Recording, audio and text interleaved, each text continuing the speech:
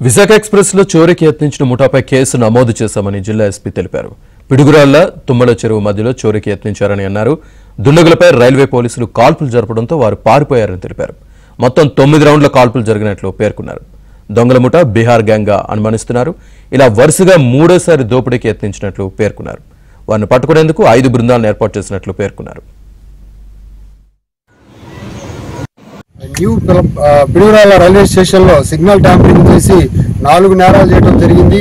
ఈ రోజు తెల్లవారుజామున 3:20 నుంచి 3:45 వరకు విశాఖ ఎక్స్ప్రెస్ సికింద్రాబాద్ వెళ్లేటటువంటి విశాఖ ఎక్స్ప్రెస్ లో ఈ రోజు తుమ్మల రైల్వే స్టేషన్ కి సుమారు 2 కిలోమీటర్ల ముందు సిగ్నల్ ఏసీపీ చేసి ట్రైన్ ని నిలిపివేసి దొంగతనాలకు పాల్పడుతున్న ఒక దొంగల ముఠాపై అదే ట్రైన్ లో ఎస్కార్ట్ డ్యూటీలో ఉన్నటువంటి తెనాలి రైల్వే ఎస్ఐ వెంకటాద్రి గారు, ఆయన సిబ్బంది కానిస్టేబుల్ శేషయ్య, సురేంద్ర వీరు అలాంటి దొంగతనాలు పాల్పడుతున్న వారిపై ముందుగా లొంగిపోమని చెప్పి కేకలు వేసినప్పటికీ వారు కిందికి దిగి పోలీస్ సిబ్బంది మీద దాడి చేసే క్రమంలో సిబ్బందిపై కంకర రాళ్లు రువ్వుతూ పారిపోయే ప్రయత్నం చేస్తున్నప్పుడు ఎస్ఐ గారు ఆయన సిబ్బంది గత్యంతరం లేక కాల్పులు జరిపారు.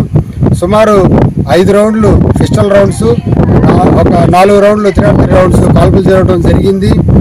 అయినప్పటికీ వారు పారిపోవడం జరిగింది. ఎలాంటి నేరం అయితే జరగలేదు, ఎవరికి గాయాలైతే కాలేదు, పబ్లిక్ అంతా సేఫ్.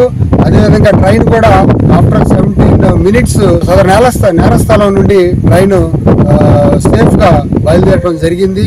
ఇలాంటి చర్యలు మరలా పునరావృతం అయినా, అదేవిధంగా ట్రైన్స్ లో ఎలాంటి నేరాలకు పాల్పడిన ఏసీపీ కానీ సిగ్నల్ ట్యాంపరింగ్ కానీ చేసినట్లే ఉన్నా కానీ ఎట్టి పరిస్థితుల్లో క్షమించేది లేదు.